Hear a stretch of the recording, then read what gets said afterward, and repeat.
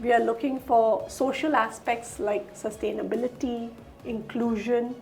We are looking for leadership and long-term solutions. Innovation that is along the sustainability goals. It gives more than it takes back, because today, there are so many market demands that you can innovate a lot of things. What is the innovation that makes a difference and gives back to the community? That's important to us. Everything goes well in our college labs, but then we provide something to the defense, then we need to show our real magic. What do you see as the future, where these minds who are born to technology are taking it forward at such a pace that sometimes feels a little too fast? What are your views on the future? Innovation doesn't always come out of a boardroom or a big tech lab. Sometimes it comes from that small little hostel room where a student is unable to sleep because that one big idea is preventing sleep. And that bad sketch with a great idea, that is what Tech4Change is all about. Facilitating that idea to get into the real world so that the student can live that idea. And that's what Tech4Change is all about. It's about AI in the real world. It's about changing things with Internet of Tools ideas. It is about tech with purpose. And of course, that's what we're going to be talking about with the wonderful folks that we have in our panel. Mr. Vineet Vohra, he's the Vice President, Software Development at Ciena. Ms. Jyoti Sharma, who's the CEO of Nasscom Foundation. Mr. Shivam Gupta, who's the founder of Home Technologies, a startup that began in college and is now building drones for the defense sector. So let's get with it and begin the journey. The first question obviously is, as a tech leader, how do you personally define a meaningful innovation? Yeah, so, as part of the Ciena company, innovation is in our DNA. So Ciena does a lot of innovation. But equally important to us is also, what does that innovation lead us to? So any innovation that leads to a social change, addresses a social challenge, or gives back to the community, falls in that realm of meaningful innovation. Innovation that is along the sustainability goals. It gives more than it takes back, because today, there are so many market demands that you can innovate a lot of things. But what is the innovation that makes a difference and gives back to the community? That's important to us, and that is meaningful innovation. Also, today innovation has become a bit of a buzzword, but so have speed and scale. Because we're living in a 24/7 world, everything changes every 5 seconds. How does that get taken into account within the meaningful innovation? Because I'm assuming it takes time. Yeah, so I don't see a conflict really there. I know, like a lot of people see a conflict, speed, and you have to show results, you have to kind of, show the profits or the numbers. But see, a lot of these changes are long term. And, we believe that it is going to be some time before you start to see these changes. These are hard problems to solve, especially the social ones. This is not a very black and white kind of a thing, right? So we do kind of recognize that, and we support, long-term vision and long-term investment in these kind of endeavors. Excellent. Ms. Sharma, Tech4Change is it's not just a learning initiative. It's a launchpad for real ventures where it's the touch and feel, isn't it? How do you identify which student ideas have the potential to go beyond the classroom? As we were saying, speed and scale are important, but as is taking a breath Sure. and stepping back, isn't it? We really have this very massive, college drive where we look at, students coming from tech colleges who have ideas, and they just need that initial push of mentorship, of guidance, and really building in them and inculcating the spirit of both innovation and entrepreneurship.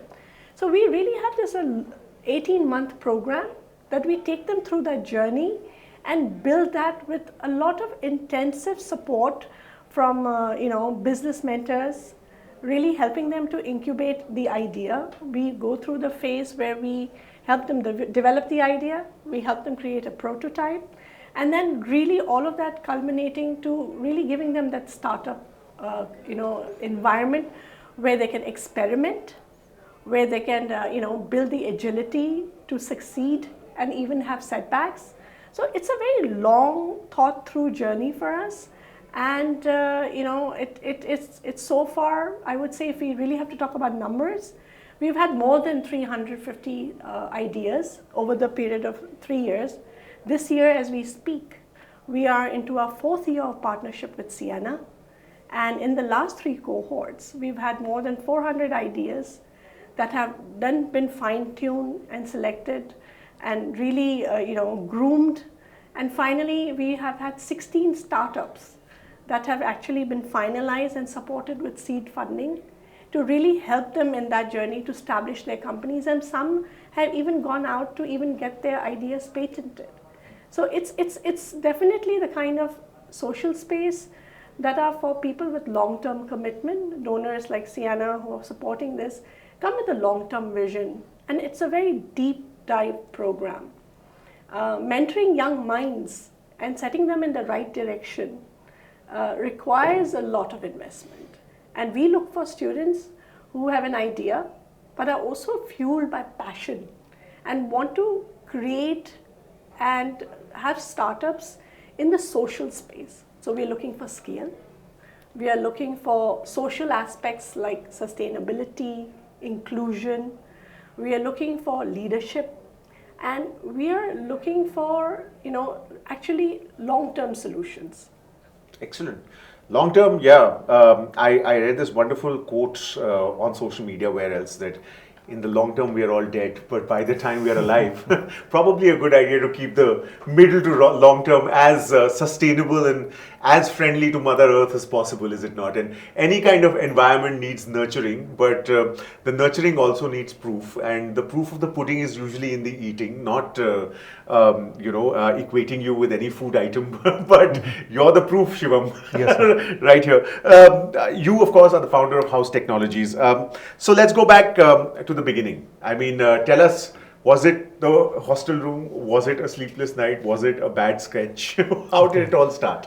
I was always been coming to college from my home, so it's in Delhi. So I used to stay in my friend's flat.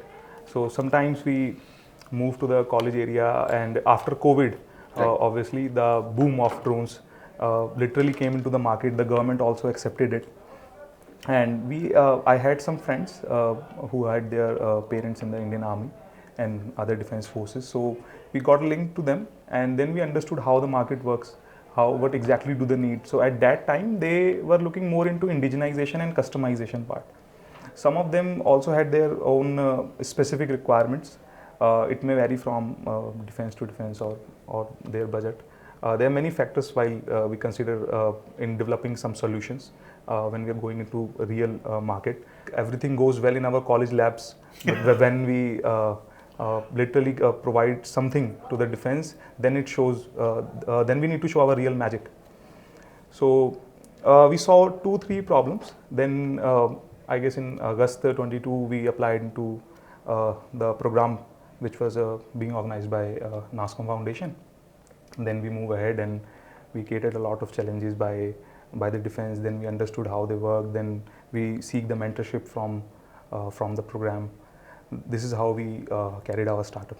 Excellent. And what a start, I must say. I mean, national interest, defense, these are things that cannot be taken lightly, Mr. Vohra. These are things that need careful consideration, do they not, Ms. Sharma? I'm sure there will be a lot of nuance to the decision-making process, especially. And, it's a perfect example of how sustainability, responsibility, and a responsibility towards the nation come together and coalesce into something that can grow to self-reliance, which is a bit of a buzzword as well. So, Mr. Vohra, what was the process? How does the corporate angle enter into this? Yeah, see, so there are multiple areas in which the corporates help and contribute. Funding, of course, is one of them. But that's a very small part, critical part initially. To get the seed funding in and get the companies going. But more than that, as Shivam was saying, the students come with an idea. They have tons of energy, drive, and passion about it. But to germinate that idea and translate that into a viable business and take it forward, that whole journey needs a lot of mentoring. So that's where I think the corporate comes in, right? Because they have lived through this. There are many people, who have done this before, and that's where, the insights help. That's where, the workshops that are organized along with Nasscom Foundation, that is where, they help. We invite industry leaders to provide guidance in technical areas as well, right? Okay, what works, what doesn't work, what are the compliances in place, right? Because these people have no idea about that, right? As he's saying, you go to the defense and then you come to know that, things work in a very different manner, right? Once you hit the ground running, once it gets out of the lab into the field, into production, that's where the whole, I think, journey comes in. And that's where I think the corporates can provide a much, much needed support, guidance, insights, and then, there is no lack of funding, but it's the lack of, these kind of insights that we need to fulfill. And I think that's where the corporates step in, and they can definitely help. So it is a very nice relationship where like from co-inventions to even co-founding of some units, there's a whole lot of things that can be done. This again, a little bit of an extension of what you said, as well as a question to you, Jyoti. You're working in some of the toughest terrain, so to speak, to navigate as far as startups are concerned. There's also the seduction of numbers and the allure of profitability. Who doesn't like money? But there's also a responsibility to what you're doing, which is something the Nasscom Foundation takes very, very seriously. So that eternal question of responsibility versus profitability, does that come into the equation? How does that get balanced? So you're absolutely right when you say that we have to navigate a lot of tough terrains. And you see, when you work in the social space along with CSR, it's actually a very beautiful marriage between profit and social responsibility, because it's the corporates who give you that sense of direction to make sure every idea has its scalability, is sustainable not just for the environment but for the business as well. But they also nudge you to what is important, right? In terms of strategy, planning. And what we come with as a foundation is to bring in the other element, that yes, be profitable, and also look at sustainability from the environment point of view. But there's another element is where we feel the businesses need to be and should be socially responsible. And I think if you really look at not just Shivam here, sitting here, who has done wonderful with his idea, and he is where he is today, not only for providing a solution in the space of agriculture, but in the space of security and even disaster management. We have many more such examples, at least in our partnership over the last 3 years, where we can tell you that a lot of beautiful solutions to social problems with real impact have really been germinated and nurtured. If there is time, we can talk about some of those, but we have a few examples where we've had these young, brilliant engineering students think of solutions for marginalized farmers, where they're talking about so many beautiful things together. They have made this multi-purpose vehicles powered by solar energy, which is coming at a fraction of a cost what a tractor and a tiller would have costed.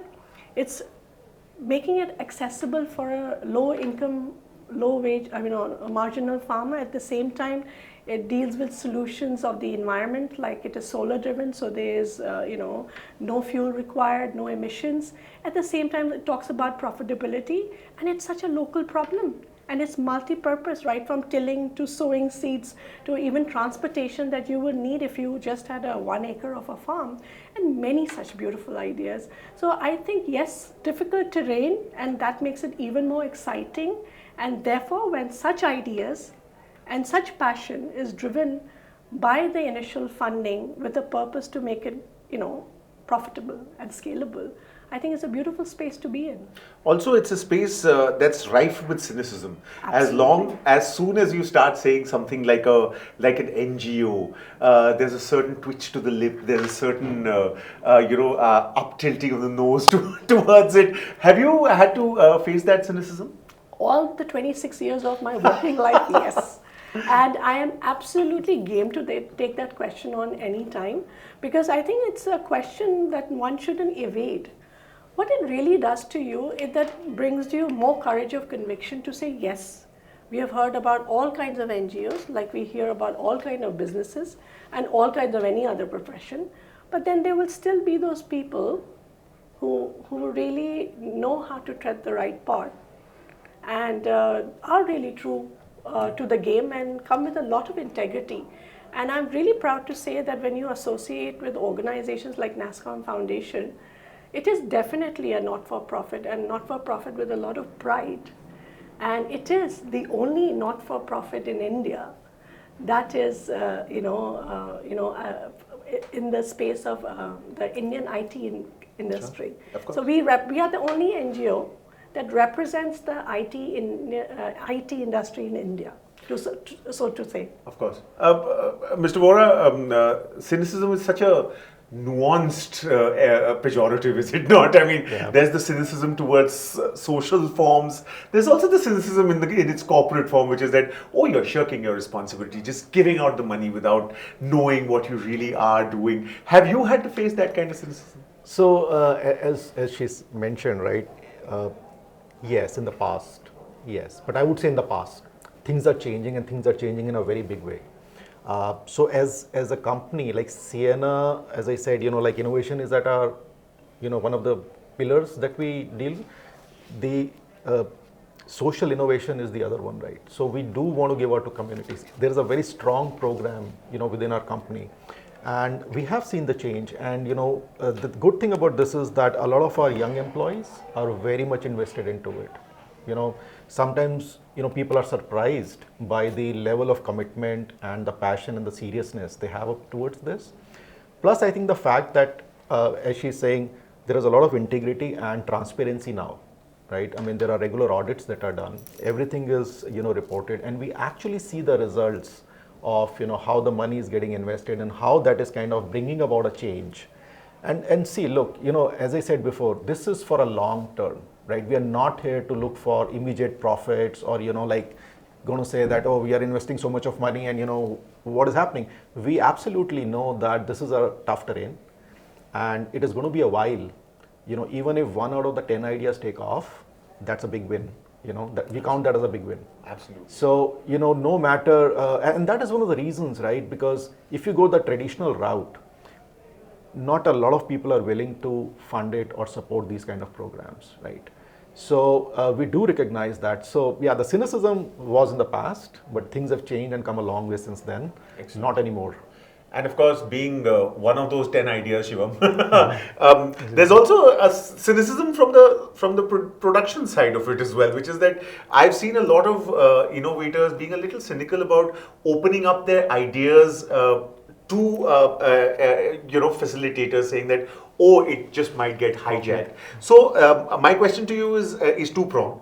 One, tell us about what the idea was as far as house technology is concerned, what that product was that you thought was the hero product, and were there questions that were in your head before you actually put it to Nasscom Foundation and to Ciena for help? Okay, actually, initially when we started, because it all depends on what we get from the market. So as far as our market or our client is concerned, we understood before applying into the form which was circulated by the program that we need small size drones. Along with this, we also need some indigenization into the technical part. Like if I mention, you can say the video transmission or the data transmission. We also need the compatibility with the existing resources, because if we are taking any drone or anything which is readily available in the market, that was not integrating, or the data flow, which we say in the technical part, the data conversion was not very good in the drones which were already existing in the market. So it is more kind of an ecosystem which an Indian Army needs, or any defense forces need. If I say example of construction, in which we also we play a significant role or a small role, because we supply our drones other than defense as well. So we understood that it is more a problem of ecosystem instead of a singular technology, because sometimes if a person is flying a drone, they need some data after it. After they take the video data or the photographs, they might want to do something else with that data. So it may vary from industry to industry. So after understanding these 2-3 things, we just applied into the program, and we were not very sure at that time that whether we got selected or shortlisted or Shivam, was there a little bit of hesitation in providing your hard-earned and hard worked upon ideas to someone who you didn't know? Actually, at that time, we just because in the form it was a limit of characters, so I just wrote my idea in a vague manner. So, and one more thing I want to mention that even though I wrote my ideas, it was something else. After Tech4Change program, because while I was in the program, I understood more about the market because we got we got the teaching or the mentorship from this program. So we understood how the market works, how industry need, how we should make our product as per the industry standards. So while I was in the program, my idea changed a little bit. So it was more kind of shaping my idea while I was into the program. So I was not very hesitant while submitting my ideas to anywhere because it was not very cut short idea that it is a shortcut plan which I am giving because I also do not have it. Right, right, of course. Mr. Vohra, this is not something that you take with a pinch of salt. This is something that involves national interest. It's something that involves new technology and technology that's being talked about, not necessarily in the nicest of ways. Drone technology right now is a very, it's something that's of course rife for production, but is also something that has that very important and very heavy question of ethics involved with it. What were your thoughts when the idea came to you? What did you think about house technologies when you first saw it? See, I think the idea that came to us was around the drone technology and what they were trying to do. And there are multiple uses of the drone technology, and defense is one of the areas that they are going to. But there are multiple applications. Like he's already talking about the civil engineering and the construction industry. So areas where it is dangerous to send human beings, you can send the drones and get the mappings and everything done. Plus, you want to have surveys on your agricultural fields. So there are multiple applications for this. I don't think the drones are going to be just limited to just one area. So I think from an ethics point of view, there wasn't really a conflict as such because these are the technologies that are needed in multiple things. There are so many other technologies that are dual purpose as well. So I don't think there was any question about that. How important is it, especially with something that has multiple users and is getting is getting a lot of attention today, but is overwhelmingly being seen as one side only? How important is it to underline the multiple uses, and do you do that? Does that figure into your decision making process as well? So we do look at an idea in a holistic manner, for sure. Okay, even though the idea that comes initially has only got one application, but that is the mentorship program that happens over the 18-month period. So as Shivam was saying, they started with an idea, but over a period of time it kind of got changed, and that is where the industry insights come in. Hey, you know what, why are you only limiting yourself to this one particular area? You can actually take this and apply it into different areas. So that does happen all the time, and that is where I think the program excels, because the marriage of the industry insights and the idea that comes in and the final product that comes out is way different. And yeah, absolutely, that plays a role, that like what else can we do with it? Absolutely. So that always happens. Always. Shivam, also, expertise sometimes comes with a lot of resistance to change. Someone from outside telling you your technology can also be used like that. Did intellectual arrogance ever come into it? Do fights happen? Like, do aggressive discussions happen sometimes when how to take the technology forward is being discussed? Actually, I think that it may vary from mentor to mentor. We sometimes had a little harsh or aggressive discussions with our mentors because their perception of the market is something else and we see something else, we understand something else. So, but in the end, they wanted our welfare, and we also wanted that our company should work, sure, and it should at least sustain for next 2-3 months or 6 months. So, because once we understood that everyone is talking about our welfare, even though we have a clash of our ideas, so I guess I understood that part in the meeting. So it was okay from my side.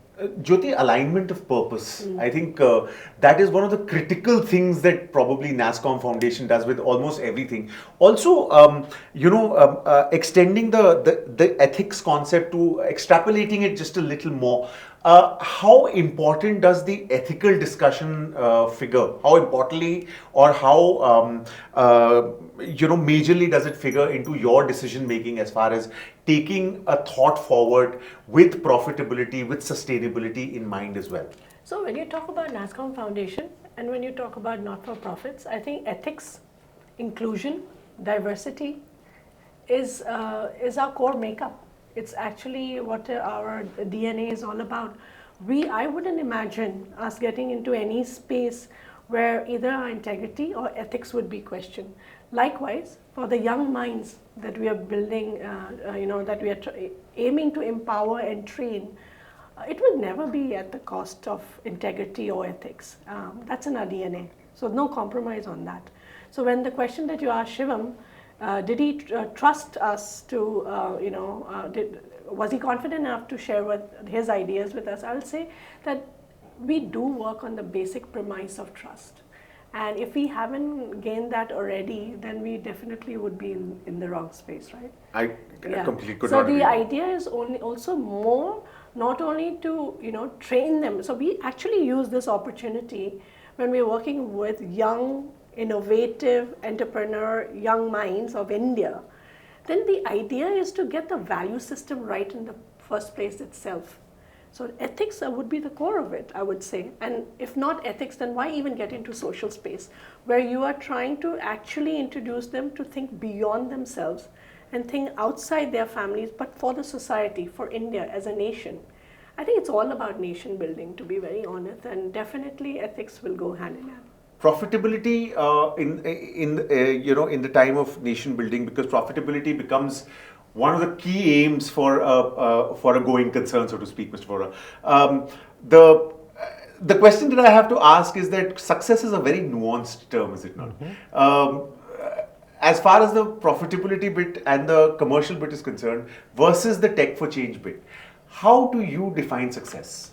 Again, I think both of these people touched it before as well. See, there is no real conflict, if you really think about it, between profitability and, what we are trying to do, tech for change, okay? So what we are saying is, look, take the idea, but we want to look at ideas that have a social impact, ideas that bring about a change in the community, give back to society. And they have to be profitable, of course, in order to sustain. So both are complementing each other and they are not in conflict with each other. So you can definitely, without any guilt, make money, as well as do good to the society. And that's the balance we are trying to strike here.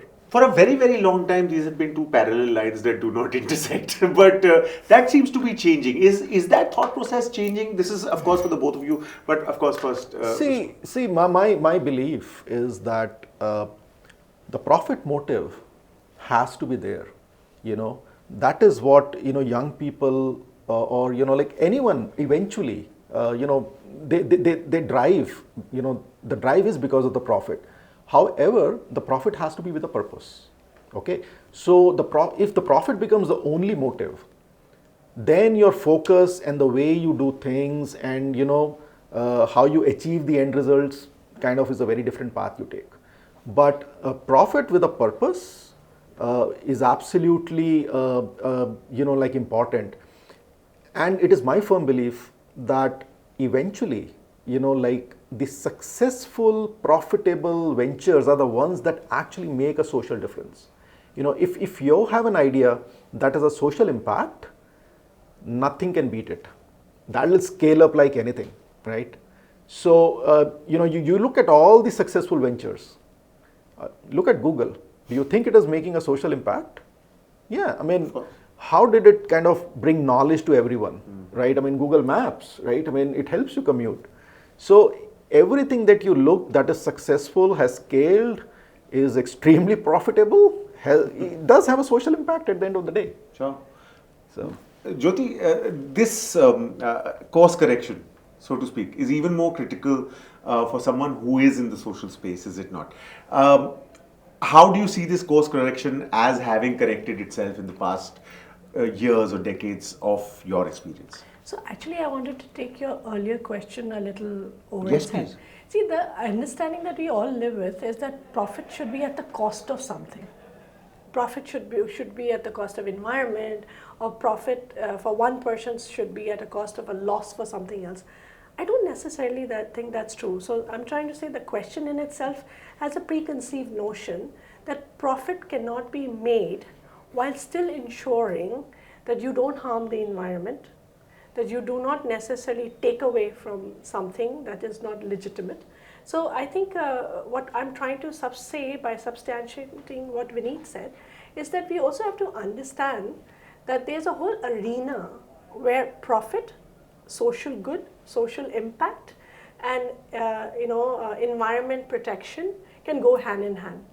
And I think what we are trying to really show by doing is that there is this whole space of startups where you can be an entrepreneur using your intelligence. Like, these are highly intelligent, tech savvy young people who can also, right at the start of their careers, already think ahead and already embed that they will be on the path to success, which will include profitability, it will include social good, it will include making their world or their community a more socially equitable, inclusive, and sustainable community. So I don't necessarily believe that these two ideas of profit and social good are in conflict all the time.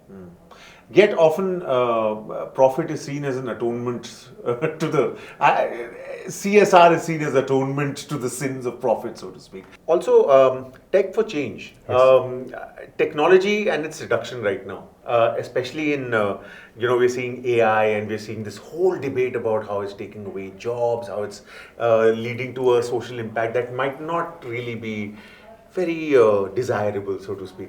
What are your views on tech for change? See, technology is a good tool for change. It's a catalyst for change. And using technology helps us to bring about change. The change is going to happen anyway. So it can happen in a very organic way, or it can happen in a inorganic fast way. So technology is a tool that enables, I think, everyone to do it. And you brought up artificial intelligence and everything else. What is that doing is that it is bringing down the barriers. It is democratizing the usage of technology. It is putting technology in hands of people who may not even realize, hey, this is technology, but it helps them to bring about the change. So yeah, technology, I think, is everywhere, and it's a catalyst for change.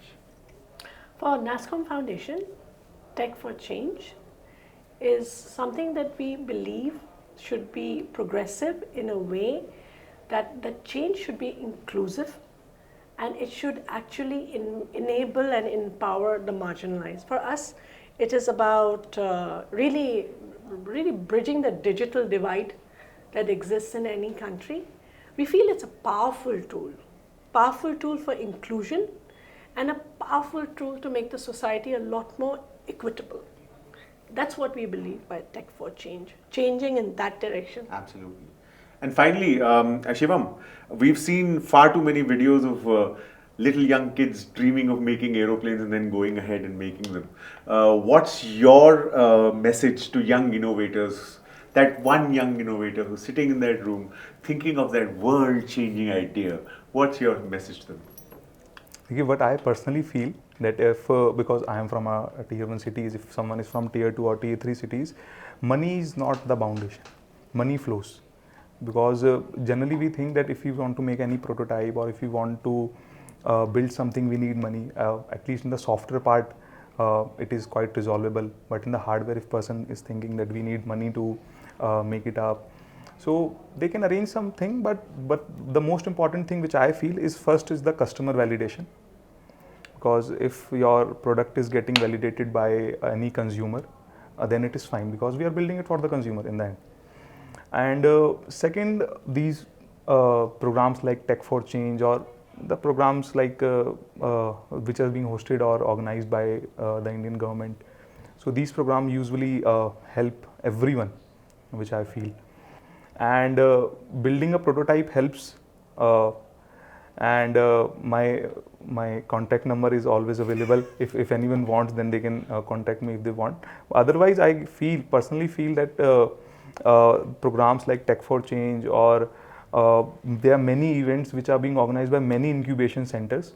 So if they get enrolled into that program, so it will provide them a complete ecosystem, because generally if we are in society, we feel that we are getting the idea, and if someone is not understanding, then usually the people feel that we have a problem of thinking our idea. But when we go into incubation center or into program like these, we feel that everyone is making the same mistake which we are making. So through that we get a little bit of mentorship. We understand how the industry works, because thinking an idea is a different thing. Implementing it is something else, and commercializing it is a completely different story. So getting yourself enrolled in any program or getting our idea to any incubation center usually helps. Absolutely. Important. There's a future that's coming, Mr. Vohra, that we can do little about. And right now we're groping in the dark with the kind of technology that's hitting us. What do you see as the future, where these minds who are born to technology are taking it forward at such a pace that sometimes feels a little too fast? What are your views on the future? Yeah, see, it's I can't look into the crystal ball, but what I can definitely assure you, and what I believe in, is that things are changing fast. Things have been changing. That's the natural progression. But today, I think the young people, the youth, they are empowered with a lot of tools, and they have a lot of things available to them to make the change. And I think we are at a cusp where India as a country and the environment we live in, I think we are ready to take off in a very big way. And with all these young people, with all the tools and the technologies we have, I am pretty sure the future is going to be really, really good. We are going to see many such startups, programs, big social changes coming in because of this. Technology definitely is going to have a big role to play in that. And I think programs like this with Nasscom Foundation, with people like Shivam, it's just a matter of harnessing all these together, which is happening right now. I'm pretty glad about it, and then that sets us to a very bright future. It's important. It's important to remember that finally, at the end of the day, no matter how much technology changes, we will still remain human. So probably a good idea to remember what makes us human and be a little prouder to be soft. Much food for thought that we thought we'd serve to you. If you want to chew and if you want to think, that'll be a good start, isn't it? And if you want to say things to us, comments are open. Shivam, Mr. Vohra, Ms. Sharma, thank you very much for joining us. And more importantly, being so generous with sharing your views and your ideas. I'm sure it means a whole lot to those who've been watching. And to you, thank you for watching.